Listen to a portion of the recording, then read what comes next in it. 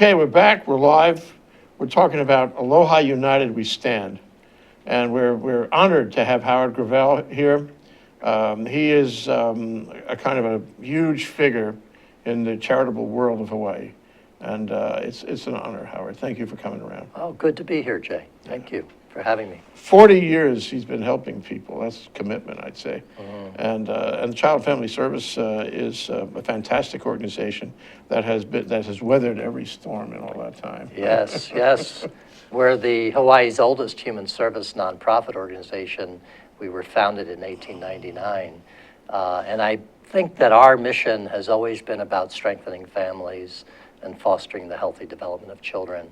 And so that mission has endured over the times, but organizations that have been around that long have adapted and have had to adapt to the different changes in the community. Lots of changes and lots of changes now, which we'll talk about in the show. Absolutely. But how did you get into this? Were you trained as a social worker maybe, for example? Exactly, yeah. I actually, Jay, I started out as a high school Spanish teacher.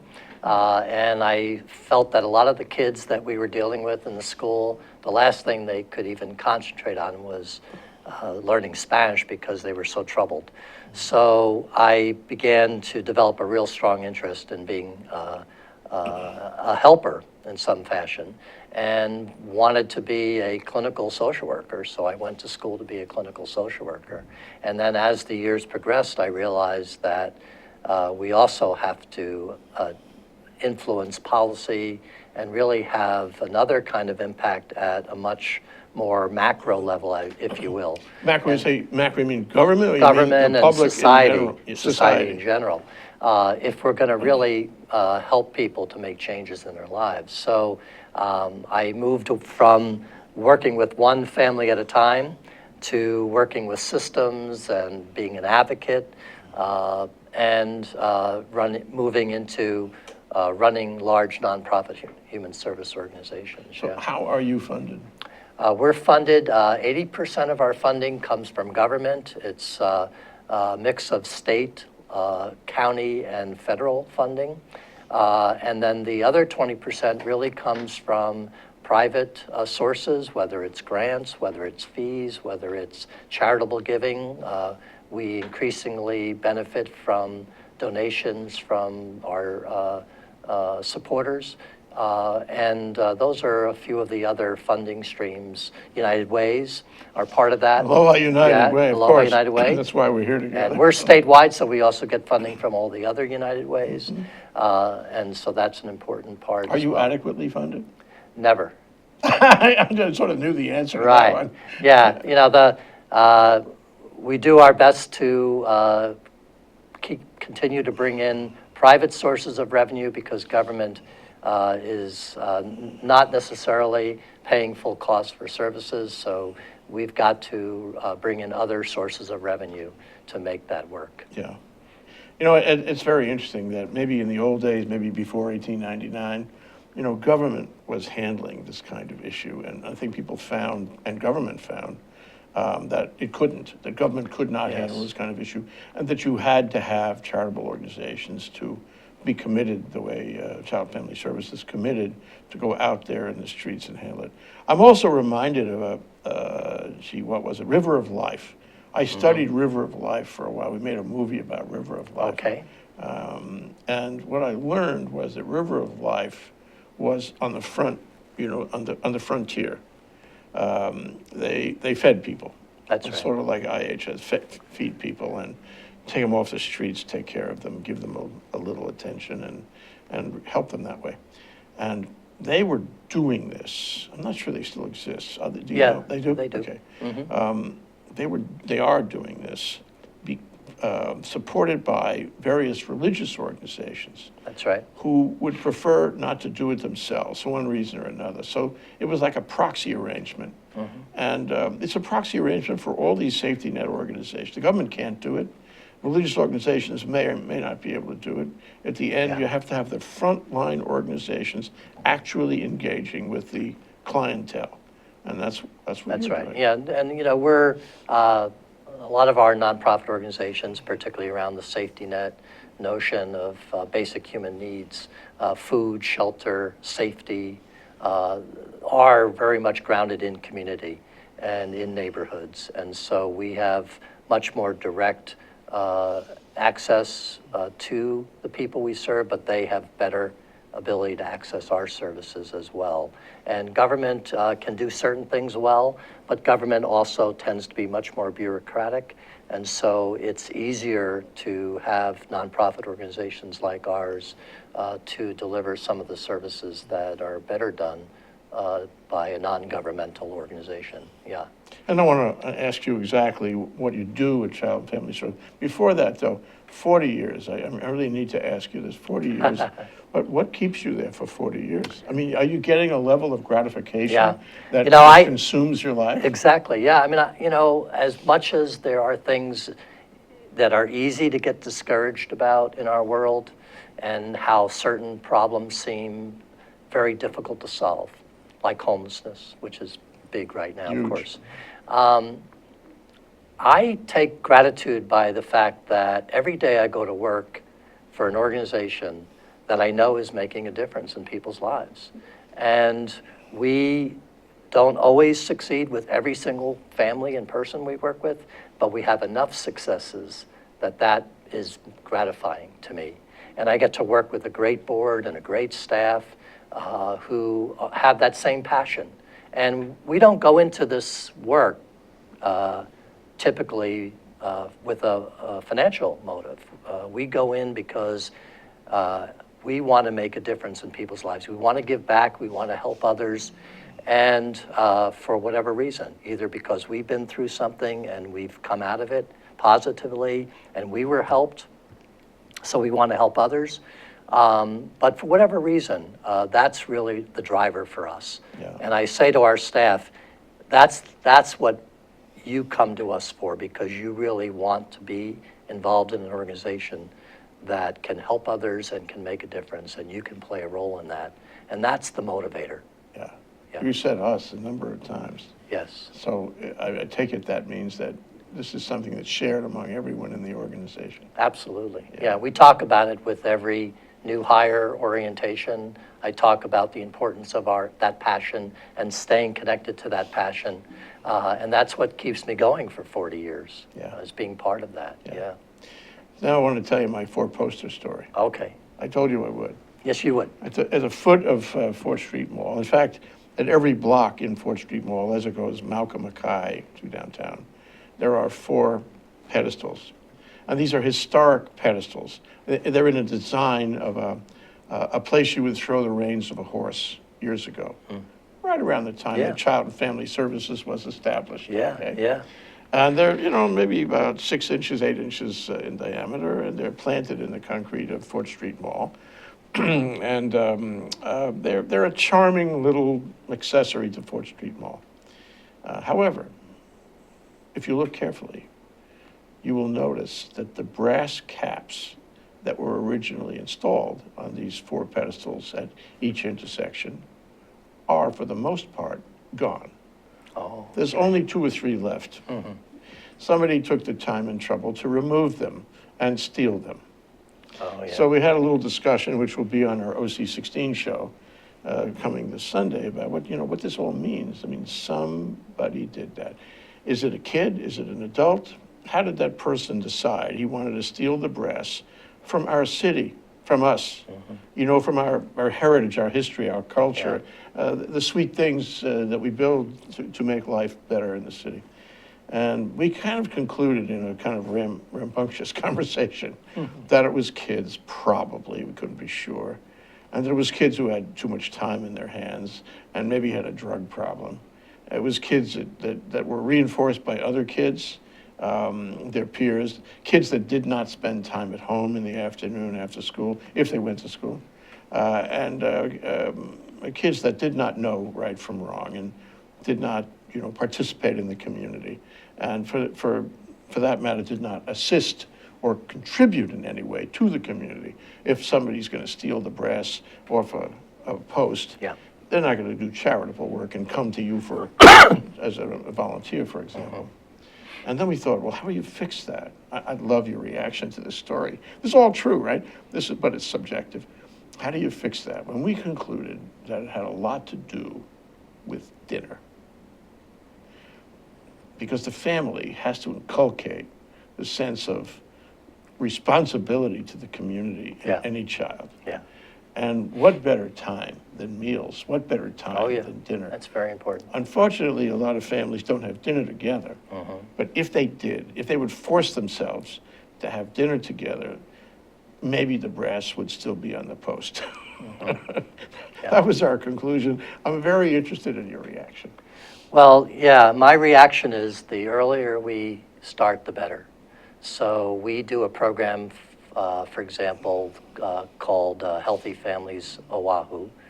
And this is a home visiting program, and these are families that are likely to be at some risk, either because of poverty issues, or there are issues in the home that might be poverty related, because a lot of things are, that relate to potential risk of child abuse or domestic violence or mental illness, substance abuse. And so therefore, those parents are vulnerable, and many times you scratch the surface of those parents and you look back at their lives and you find they were abused or they were exposed to violence or whatever, or had a substance abusing parent themselves. But then, of course, the kids are at risk, and very young children are at risk. And we know from the brain science that the first year of a child's life is critical to their future development. And if that is damaged and there's too much stress, what we call toxic stress, those children have a much greater chance of not developing normally and in a healthy manner.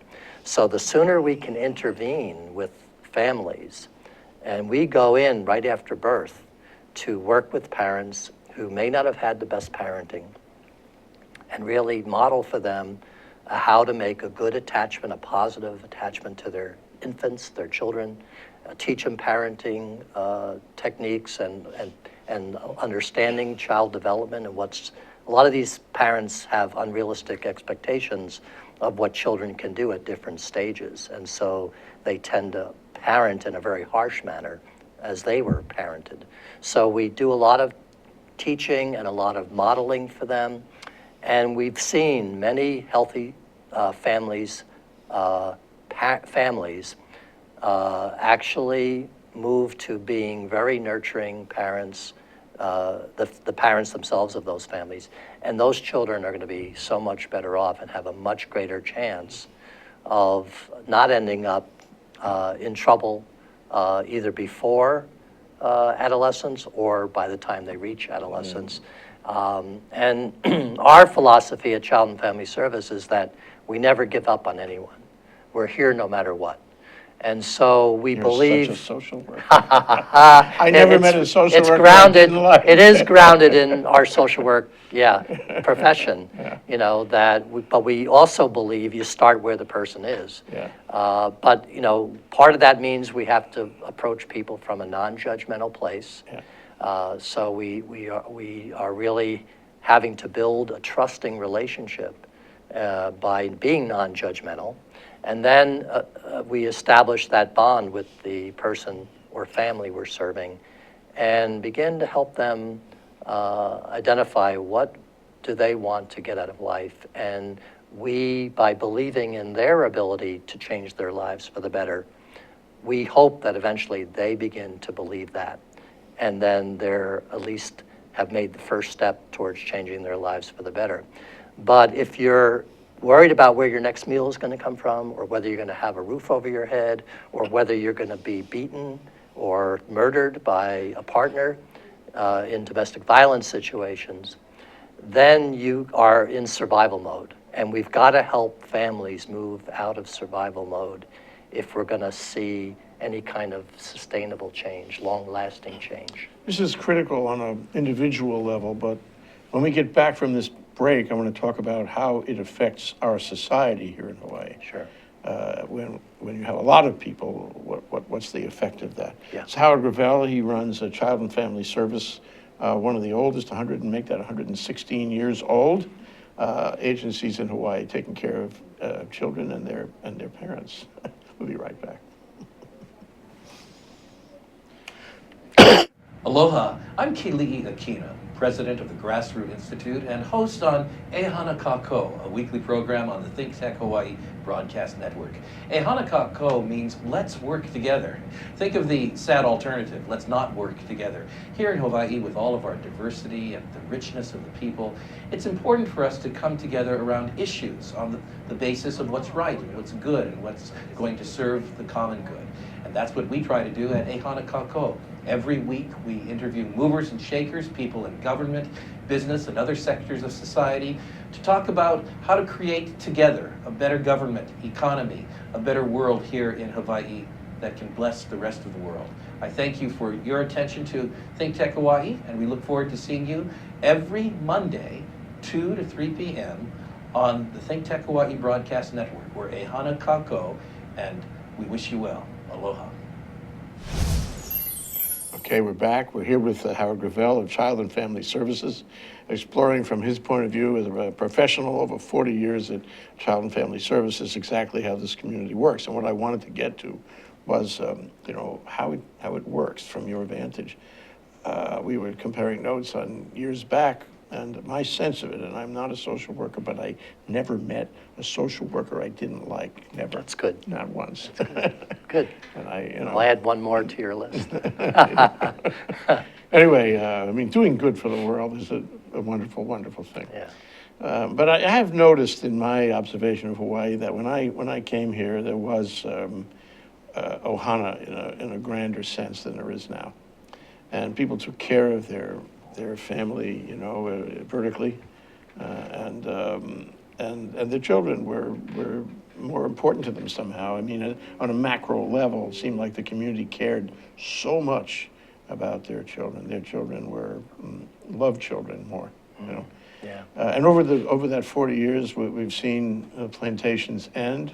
And the plantation offered a certain, social structure that I know in some ways it wasn't healthy, but in many ways it was healthy. Yeah. And the market turned into a different market, the job market.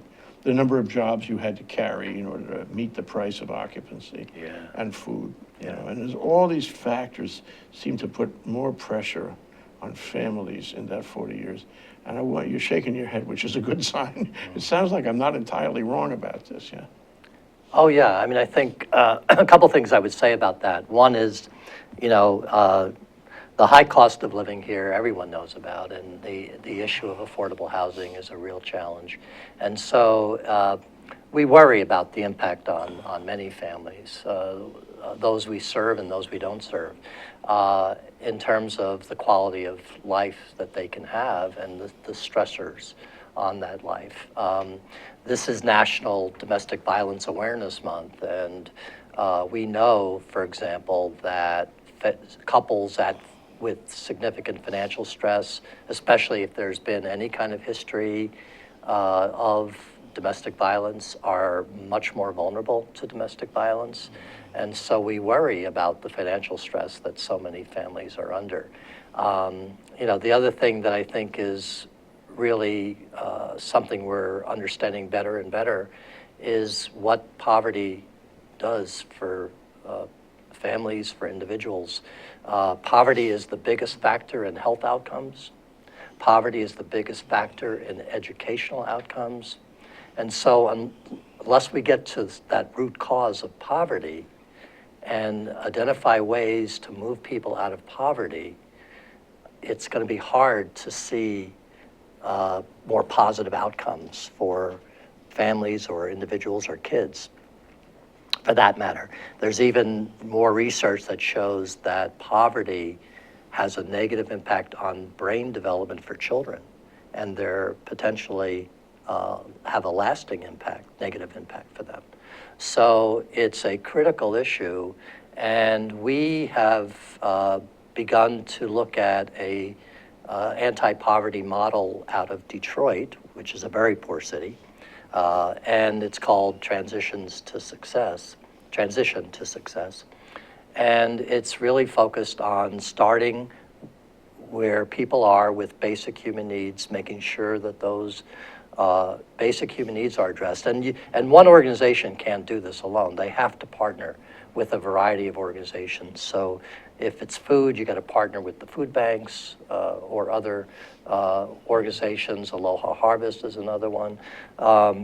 And address that. You've got to address housing, which is a tough nut to crack, as we know here in Hawaii.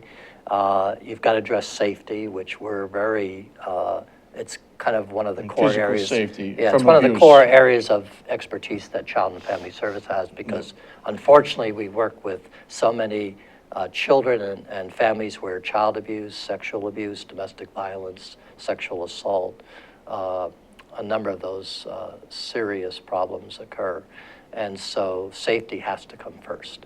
But the model that we're looking at addresses those basic human needs first, and then works with each individual to develop a map of their dreams, and then really start to look at volunteering as a way for them to build job skills and self-esteem, and giving back to others, looking then at where are they educationally, and then starting to career path them for basic entry-level jobs, such as a CNA, a certified nursing assistant, or a teacher's aide, or a job in culinary arts. And then gradually they're helping people move from survival mode and move towards a path towards employment and hopefully out of poverty. I hear you saying is that it's not enough just to address those basic needs of food and shelter. Because you could have a certain, you address those, you could have a certain recidivism unless you explain the life model or help the individual with the life model. That's right. Sort of a life coach thing. Yeah. And if you don't get in there at the right time, between the moment of achieving food and shelter and the next day, you could have this kind of, the Dante's Inferno is, Yeah, absolutely. where you go back, Yeah. or the myth of Sisyphus. Yeah. You never really get out. That's right, Sisyphus, yes. And I think the irony is that on one hand, you've got to have these safety net services and programs because people are in crisis and emergency, whether it's food, whether it's housing, whether it's safety. So you got to have them, but we should want more for our community, for our families, for our individuals, than just providing the emergency crisis services. We ideally want people to be able to move out of crisis, to learn how to manage crises and stress, and to really start building stability in their lives. And when they're children, it's even more important that we help the parents to try to build that stability for their kids, because when kids grow up in an unstable environment, they're at risk of everything. Yeah, and they're very, it's unlikely they're going to be good citizens, just very unlikely. Yeah, and more likely yeah, to repeat the same exactly. problems. Yeah, unfortunately, you see the sad trajectory at times of kids who are first in the child welfare system and are removed from their homes because of abuse or neglect, and the parents don't rehabilitate themselves. Maybe they're in foster care. And then, unfortunately, some of them move on to the juvenile justice system, and they're at HYCF, the Hawaii Youth Correctional Facility. And if we don't arrest it there, they end up in the adult correctional institutions. A burden on everyone. Exactly. And a terrible life. And that's a very sad outcome. Yeah. Oh, it's just compelling. Yeah. And what strikes me is that I don't understand. I just don't understand, haven't seen it in my own life or family, how people can beat up their own spouse or children. I don't understand it. Yeah. And it's not a natural thing. It comes from some very fundamental problem in the way the people involved see the universe. Yeah. And I mean, how can you fix that at day one? How can you train them? You got to get in there and break the circuit, so to speak. That's right. And break the cycle, yeah. Because This unfortunately, that intergenerational trauma, as we define it now, is passed on. And so breaking that cycle is so critical. So yeah, I think what I would say about that is that I share your concern. We just became grandparents for the first time, and I'm holding my grandson, and I'm saying to myself, how could anyone abuse a child? It is so precious. And yet, I have all the training to understand why it happens, but Still can't understand it. emotionally, Yeah, really. exactly. So I'm sure the general public has that kind of, view. What we do know is that a high percentage of people who commit abuse have been abused themselves. Yeah. And so they're victims turning into perpetrators. Unfortunately, more males commit abuse or domestic violence than females, and the males tend to be more often the perpetrators. So I think we have to start very young in certainly at home, in terms of modeling and trying to intervene to stop domestic violence. So we also help survivors and their families move away from the abuser. We do provide counseling services for court-ordered counseling for perpetrators, and some of them can take responsibility and stop the violence. And then the family can be preserved, the marriage can be preserved, or the couple relationship. But others don't, and in those situations, we do what we can to support women who make that decision to leave. And we do have transitional housing programs that help women build a new life with their children. And that's very rewarding because we see that they can find hope and we've had a number of examples. We have a donor who contributes to us every year, and she said, I'm a survivor of domestic violence. I never thought I could have a happy life. I now am happily married. I'm now a mother to my children that I never had, and she wants to keep giving back to us and help others, so we can continue to help other survivors. She's not going to do abuse on her child. That's right. Yeah. That's right. So I wanted to ask you, we have a break in a few minutes, but I want to ask you how this translates in a communal sense. I'll tell you my concern. Sure. My concern is over the past 40 years, if I can use that number. Sure. We've had increased poverty, relative poverty in the Yeah, state. that's right. There was a time when everybody was poor, but that's okay. But when you have disparity, that's yeah. not okay. Yeah. And we've had great disparity. We're having greater disparity all the time, it seems to me. There's a condo not a mile from here, which is going for $100 million.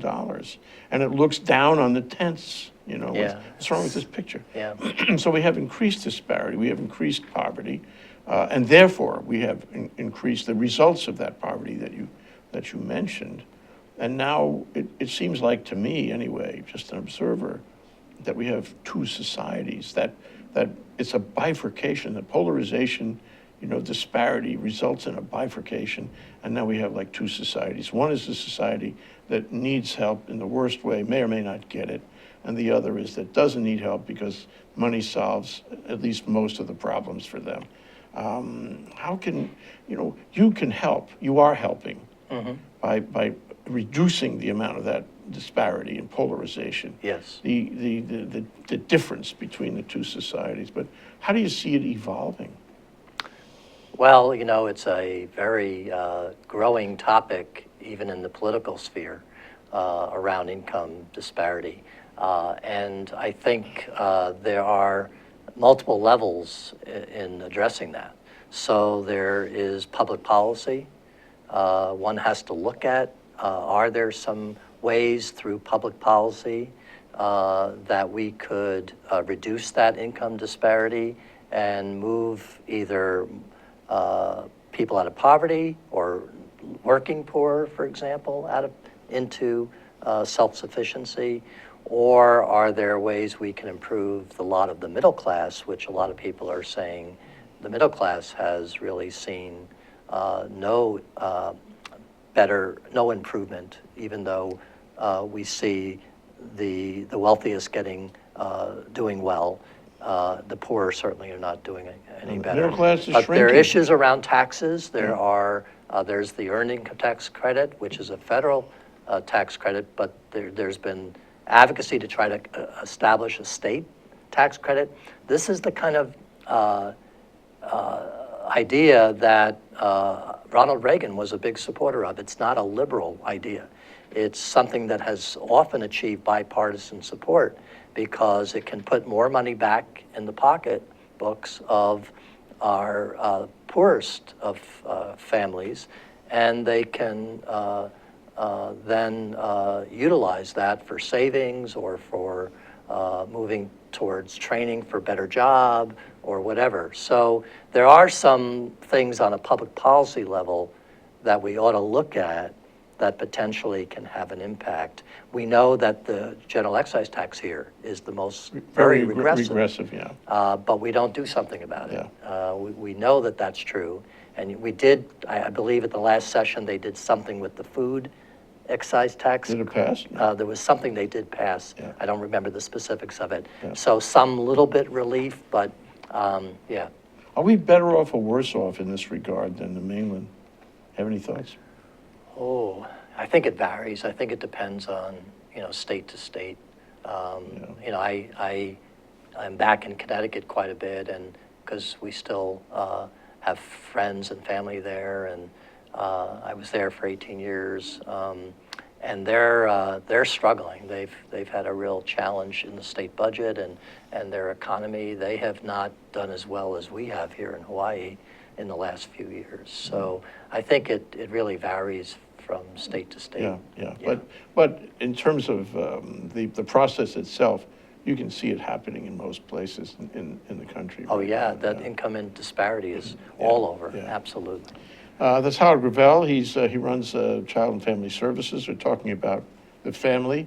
And when we come back from this break, we're going to find out what his special sauce is and how he does his magic. We'll be right back. Aloha, this is Reg Baker, and I am the host of Business in Hawaii. We talk about positive stories of businesses in Hawaii, how they have been successful, and how they have overcome some of the obstacles that a lot of us encounter when we try to have a business here. And believe it or not, there are a number of positive stories here, and we want to talk to all of you. So we broadcast live every Thursday at 2 o'clock, and it rebroadcasts again on Olelo Channel 54. So I sure hope to see you next time. Please tune in on Thursdays at 2 o'clock.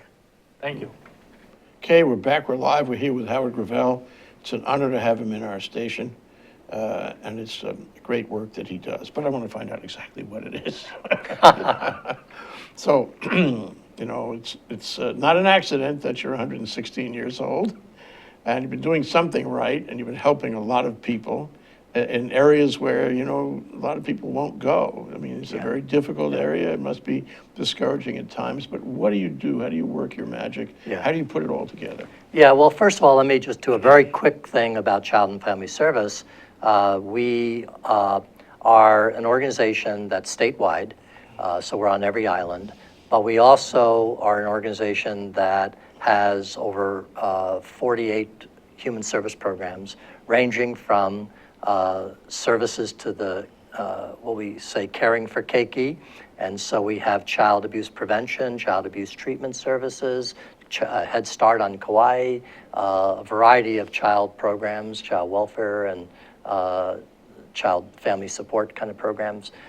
We have a very strong commitment to helping people around domestic violence, and that's a major area of focus for us, and that's really helping people heal from trauma is a major area of focus. We serve youth with a variety of emotional behavioral problems. We have an alternative high school. We have a therapeutic foster home program, crisis mobile outreach program. We do substance abuse prevention and treatment for youth in the schools or in the community. So we do a variety of things And for they're all youth. difficult. These are difficult things. They are. It's not easy. You They can't are. pull in a volunteer off the street and say, handle it, because No. you need special skills. Exactly. And we have a group home for girls that's, these are girls who've had serious trauma and have major behavioral emotional challenges because of it. But the good news is we're helping a lot of them be successful. And then last but not least, we serve our kupuna and their caregivers. So we have a variety of programs for kupuna and caregivers, primarily on Oahu. So that's the quick summation of what we do Yeah, in I Child wanted and that. Family Service. But I would say, really, when you say what's our special sauce, we have been and we still are always about families. Families are really about really kind of the foundation for our community. Without strong families, we can't have strong communities, and also we can't have strong we can have strong, if we make the community stronger, families will benefit as well. So it goes both ways. But families are really what is at the heart of Child and Family Service, and our mission is strengthening families and fostering the healthy development of children. So that's really the core of our organization. We do focus a lot on, unfortunately, a lot of the people we serve are dealing with trauma, and we have a model called trauma-informed care that helps to approach people with the understanding of what trauma does to people. It's kind of like what we learned about PTSD, the Vietnam veterans coming back. Rather than diagnose them with a mental illness, we need to understand that a lot of what they're dealing with, their behaviors, their emotions, their troubles, are affected by the traumatic experiences they've had. So we want to help them heal from the trauma. And then they can really actually come out of that and do much better and recover. The other thing we're very committed to is measuring the results of what we do. Human services are challenged to actually measure results. It's not as simple as financial metrics. But we do have... But you've got to do that because there are agencies watching you. That's right. And funding you. Aloha and United show Way them. and other government funders and donors want to know, how are you making a difference? Can you show me? We have great success stories, which are great. They tug at the heartstrings, but we're committed to a model called results-based accountability that really asks three primary questions. How much did you do? How well did you do it? And is anyone better off? And that's kind of the most critical question. Did we make a measurable difference in the lives of people we serve? And we're committed to proving we do. We know we do, but we've also got to be able to prove it with hard data. One example, I mentioned the Healthy Families Oahu program, the home visiting child abuse prevention program a little while ago. That program, for many years now, these are families at pretty high risk for child abuse. That program has had over 99% success rate, meaning that there's been no report of child abuse or neglect for the families that we've been serving, particularly if they stay a year or more. So we know that we can prevent child abuse, which is fabulous. And that's an example of the kind of measurement and hard data that we're committed to You're be able to not provide. handling every child abuse family in the state. No. You're taking only what you can afford with your resources to take. Yes. So how much effect is your program having on child abuse in the larger community? Well, hundreds and hundreds of families that we touch, and then there are other providers that are also serving hundreds of families. So, and all of them have had the same kind of success rate. So we're touching a good, 600 or 800 families a year who potentially would have abused their children, who we've prevented from abusing their children. Who create that's a pretty darn good. Multi-generational effect. Yeah, that's a pretty darn good outcome. It's all leverage too. But the other thing you're touching on, I think, is that a lot of these issues like child abuse or domestic violence or poverty, we can't do it one organization at a time. These are complex problems. If we're going to move the needle, we need to really work collectively, and there's a concept called collective impact, and there are collective impact initiatives that we've been a part of here in Hawaii. Actually, the homelessness area has had a collective impact approach that has started to show significant results around placing people in permanent housing. How does that work? How does collective impact work? Well, the idea behind collective impact is that you bring a variety of organizations to the table who could have a potential impact on whether it's homelessness, whether it's child abuse or whatever. You bring them together, they end up agreeing on the area they want to focus on. They can't take on everything. So what aspect of child abuse or what aspect of homelessness? For the homelessness work group, they chose the Housing First model, and which is focused on getting the chronically homeless off the street. In and the so belief on, that if into you get housing. somebody into a house, they won't be homeless. Yes, And, a lot of and then these you build the problems will- social services around them. Right. So they agree on a common problem they want to tackle, and they get as specific about it as possible. And then they agree on sharing data, and then measurements. How are we going to measure whether we're having an impact or not? And then different organizations provide different services, but they're all agreeing to share the data and strive for the same kind of outcome. Effort, That's right. yeah. That's right. And then you need an organization, what Collective Impact calls a backbone organization, backbone support organization, to help coordinate all of those activities. But an example of that is an organization called Strive out of Cincinnati in northern Kentucky. And they had about 51 indicators. They are a cradle to career model. And so they wanted to help young people be successful going back to home visiting at birth, all the way up to college and employment. And they had 51 indicators they were measuring. And after 3 years, they had success in 43. They had made progress in 43 of the 51 indicators. And that's one of the leading examples of a collective impact approach. So who are the backbones here? In Hawaii, the organization that took the role of being the backbone support organization for the Collective Impact Initiative, which we call Hui Kupa'a, was Focus, which is the advocacy organization.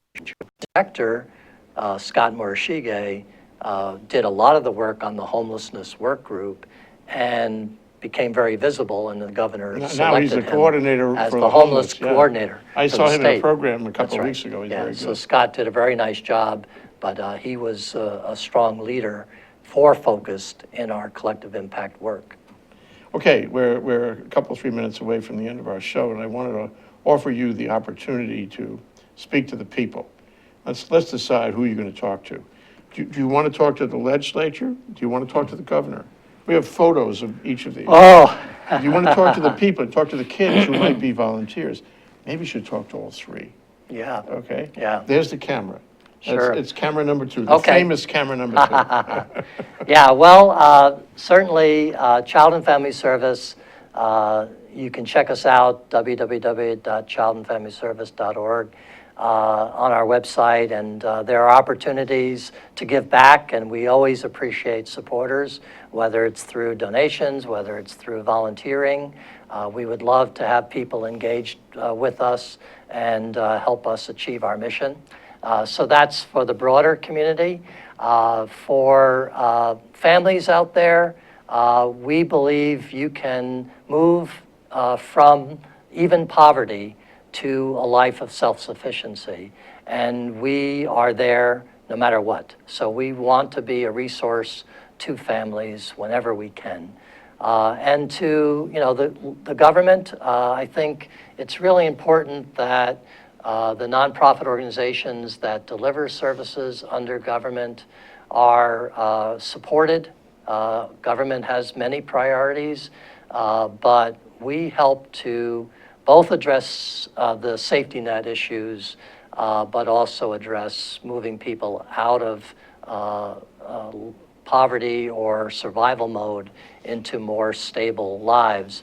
And certainly Aloha United Way is a great supporter of not just our organization, but many great nonprofits in our community, and they deserve your support as well. And they are very committed to collective impact initiatives as well as measuring outcomes so that we can make sure that the public understands that when they donate, when government through their taxpayer dollars is supporting our organizations, when foundations are funding us through grants, that we have evidence that we're truly making a difference in people's lives.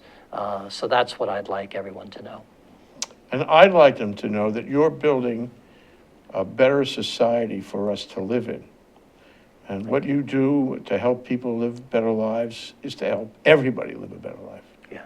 Yeah. Yeah, thank you. You said it very well. Thank you, Howard. Yeah. I never met a social worker I didn't like. Yeah.